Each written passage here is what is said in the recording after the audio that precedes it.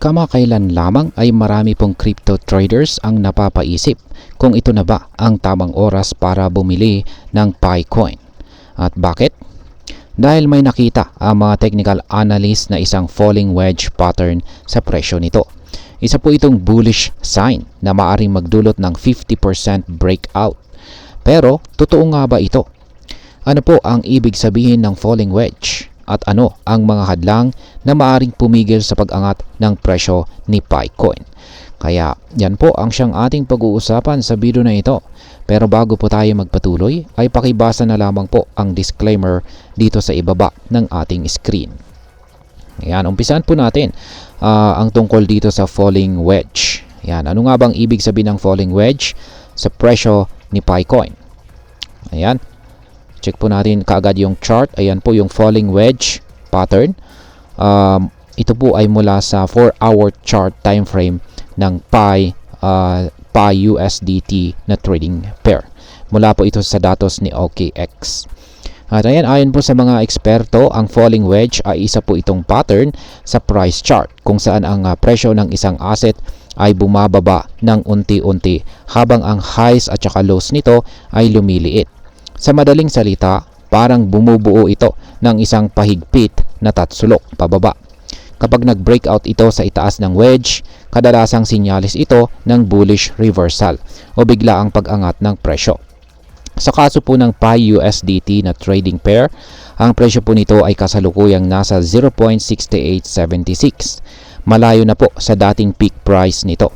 Pero dahil sa nakita nilang falling wedge pattern, iniisip ng analyst na may posibilidad po itong umabot sa $1.04 o halos 50% increase mula sa kasalukuyang presyo. Pero paano po nila nakuha ang projection na ito? Una, kinukuha po nila ang taas ng wedge mula sa highest point nito noong early March na $1.04. Pababa po sa support level nito na nasa 0.35. Pangalawa ay ina-add po nila ito sa breakout point. Kaya lumalabas na ang target price ay maaring umabot sa $1.04.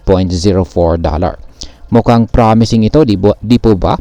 Pero hindi po ito garantisado. Yan, dapat po nating malaman na pagdating po sa mga technical analysis na ganito ay wala pong kasiguraduhan. Ngayon is ano naman po ang mga posibleng hadlang or yung mga tinatawag nating resistance sa pag-angat ng presyo ni Picoin. Yan, kahit na mukhang bullish ang technical na analysis ni Picoin dito, ay may ilang mga macro at saka project specific factors na maaari pong pumigil sa pag-angat ng presyo nito. Una ay ang masamang sentiment sa global market. Dahil sa bagong wave ng tariff na ipapatupad ni Pangulong Donald Trump sa April 2, yan bukas, marami pong investors ang nagiging mas maingat sa kanilang investments. Sa madaling salita ay lumalayo sila sa mga risky assets tulad ng mga maliliit na cryptocurrencies, kabilang na po ang Pi Network. Bukod dito, ang S&P 500, isa pong major stock market index, ay nagkaroon po ng pinakamalalang quarter nito mula pa noong taong 2022.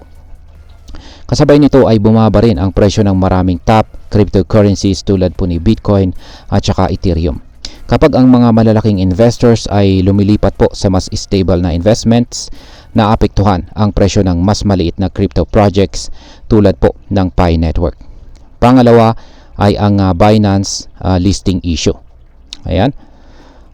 Isa pang malaking hadlang sa pag-angat ng presyo ni Picoin ay ang patuloy na pagtanggi ni Binance na ilista ang token na ito.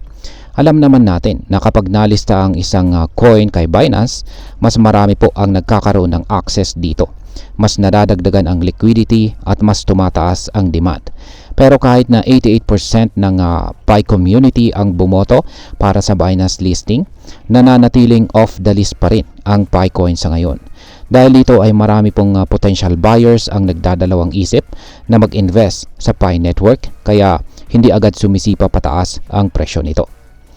At ayan, para sa atin bilang mga Pinoy crypto enthusiasts na interesado rito ay Picoin, ang potential breakout na ito ay isang exciting opportunity, pero kasabay po nito ay may malalaking risk din na dapat po nating pag-isipan.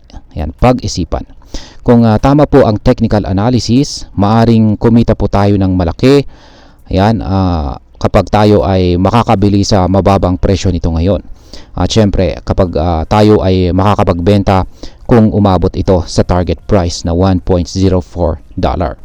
Pero kung hindi po ito mag-breakout, ayan, kung hindi po mag-breakout ang presyo ng Picoin, maaring mas lalo pang bumagsak ang presyo nito, lalo na kung hindi pa rin ito malista sa mga major exchanges tulad ni Binance. Dahil ang crypto market ay highly volatile, huwag po tayong basta-basta mag-invest ng pera na hindi natin kayang mawala. Dahil dito ang pinakamagandang gawin po natin ay ang mag-research pa ng mabuti at gumamit po ng risk management strategies kung balak nating sumabay sa potential breakout ni Picoin. Ngayon is ang masasabi ko naman rito is ang falling wedge breakout ng Pi Network or Picoin ay isang promising na bullish signal. Pero hindi po ito garantiya ng 50% na pagtaas ng presyo. Marami po kasing external factors tulad po ng macro market conditions at Binance listing ang maaring makaapekto sa galaw ng presyo nito. Kung balak mo pong pumasok sa Pi Network, siguraduhin mong hindi ka lang nakabase sa hype o technical patterns. Tignan din po natin ang fundamentals ng project at kung paano po ito tumutugon sa mga global financial challenges. At saka syempre, huwag po natin kalimutang mag-diversify ng ating portfolio para hindi po tayo malagay sa isang risky na position or kalagayan. At ayan, hanggang dito na lamang po tayo sa video na ito mga ka-crypto. Maraming pong salamat sa panonood. Ingat po tayo lagi at God bless po sa ating lahat.